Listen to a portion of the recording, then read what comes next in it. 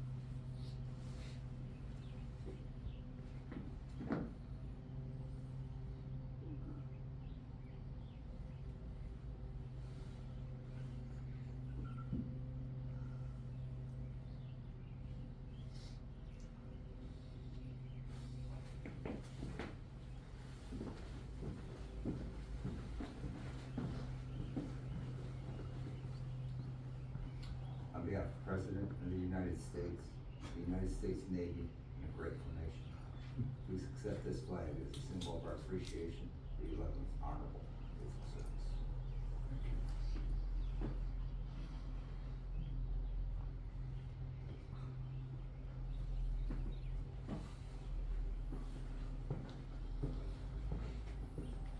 Ladies and gentlemen, that concludes our honors portion of the service.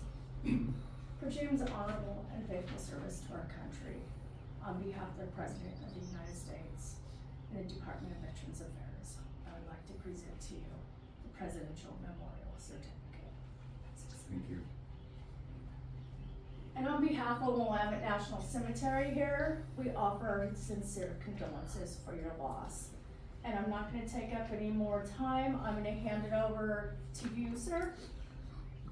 Thank you. Thank you. Hi, my name's Tom. I'm here to represent Gene, and thank you all for coming today. Robbie would be pleased to see everybody here. It's quite a gathering. As many of you know, Robbie was born in Hattiesburg, Mississippi, and grew up in Mobile, Alabama. He was the second of 5 children to be born to James and Dorothy Robinson. He often said that as soon as he found out they'd let him leave, he did. He joined the Navy at 17 and was stationed in Portland, where he met and married Carol Robinson. Carol and Robbie had 2 children, Kimberly Robinson Morgan of Vancouver, Washington, and Gary Robinson, who is now deceased. Thanks to the Honor Guard for their time here. Once discharged from the Navy, Robbie worked for the Oregon Journal, Oregonian, for several years with aspirations of becoming an ad salesman. Married life wasn't what he'd hoped, and by 1965 he was divorced and exploring other life possibilities. Robbie met Gene Dent in the summer of 1967, and they've been blessed to have experienced the last 57 years together. By the late 1970s, partying had become a full-time preoccupation.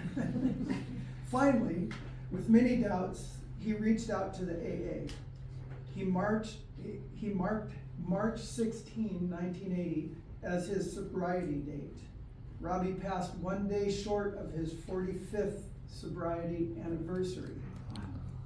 He never claimed to be one of the ones with all the answers, but he always was, excuse me, he was always there to extend a loving hand. The AA, a smile, and a soft-spoken, "Hi, my name is Robbie." He was much loved and will be greatly missed. We have a limited time here, but Gene's asked a couple of people to share Robbie's warmth and openness with us and what he meant to them. The first is Bruce R. Is Bruce here? There we go.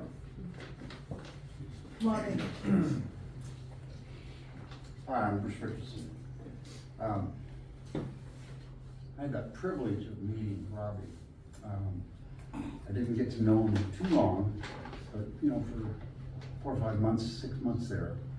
And I was having an extremely difficult time in my life. Life was not very good. And I met another person named Mike that introduced me to Robbie.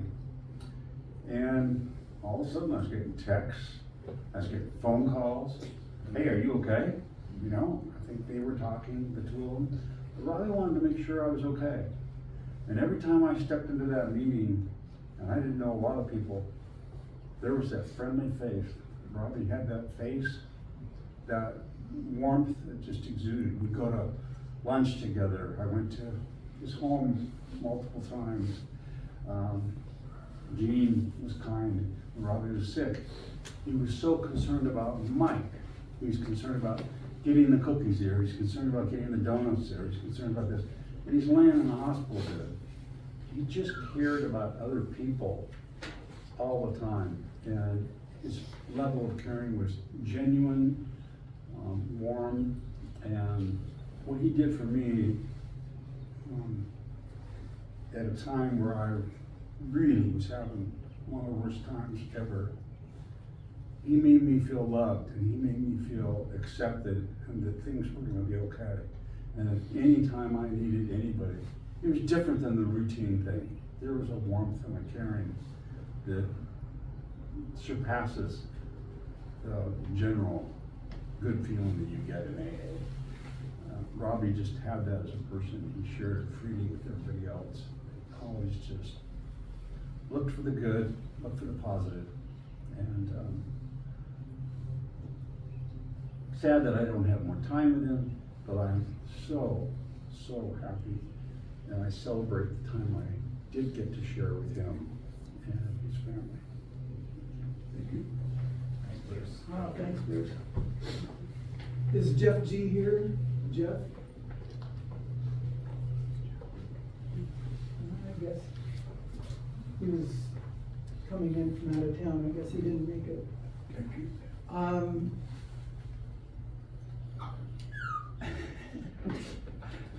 Our dog wants to say something. Does anybody else have a brief statement? Because, we have a brief time here, but anybody else want to have, say some words about Robbie? Sure. My name is Joshua Schnobelkopper. My mother asked me to come and extend her deep sympathies and her regrets that she can't be here. Thank you, Joe. Yeah. I only knew Robbie when I was a little boy. Robbie and Jean built a house in Sisters. What I can tell you honestly is I was an imperfect child. They were very kind to me. They always dealt very honestly with my grandfather, and one of the marks to me of people that are worth being around is people who respect my grandfather, Dale Winters. So thank you very much, Jean. Thank you, and Robbie. Thank you for your hospitality.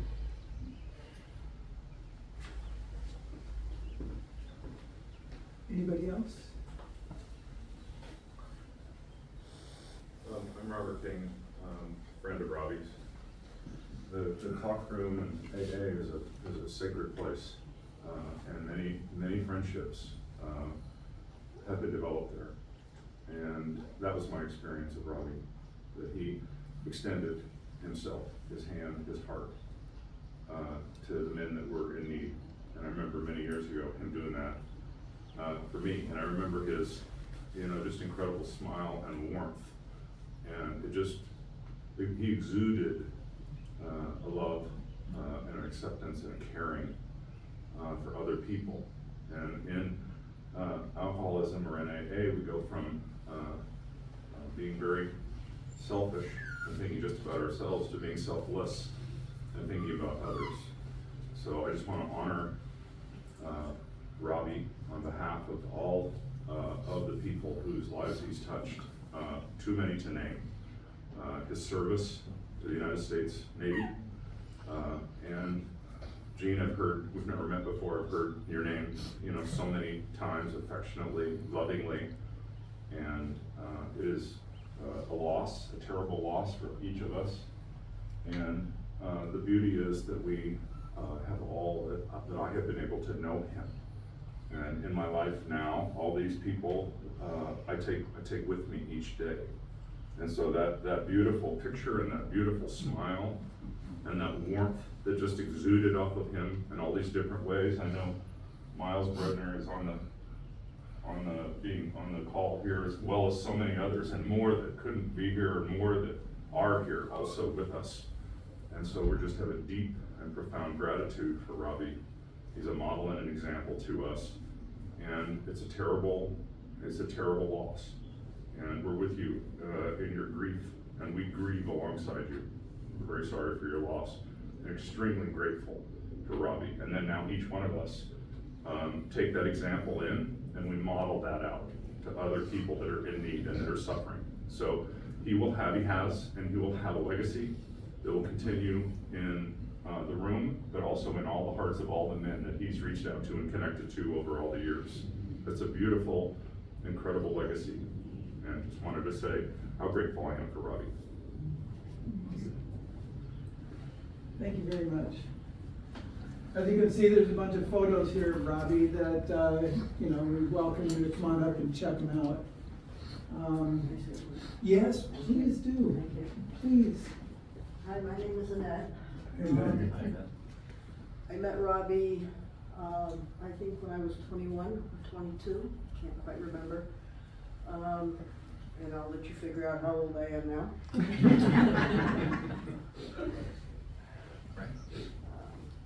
We were good friends, and over the years, we didn't always stay connected, but in my heart, he was always my friend. And we had some adventures and shenanigans back in our youth, and would probably make quite a funny drunk-along, but my memory cells do not recall a lot of things that happened. Okay. I just wanted to say that he was the first person I called when I was ready to come into the rooms. And I was so grateful that he was there, even though he didn't take me to a meeting, which kind of pissed me off. But in retrospect, he did the smartest thing for me. He made me he told me where to go, and he made me go by myself. And that was a gift that I will always be grateful for.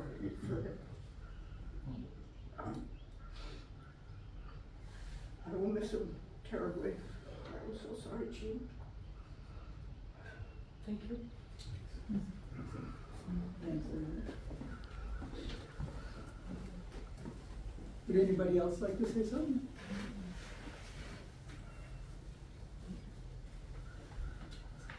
Well, we thank the Honor Guard for being here today. For many of us, it's hard to imagine a world without Robbie's smile and wry sense of humor.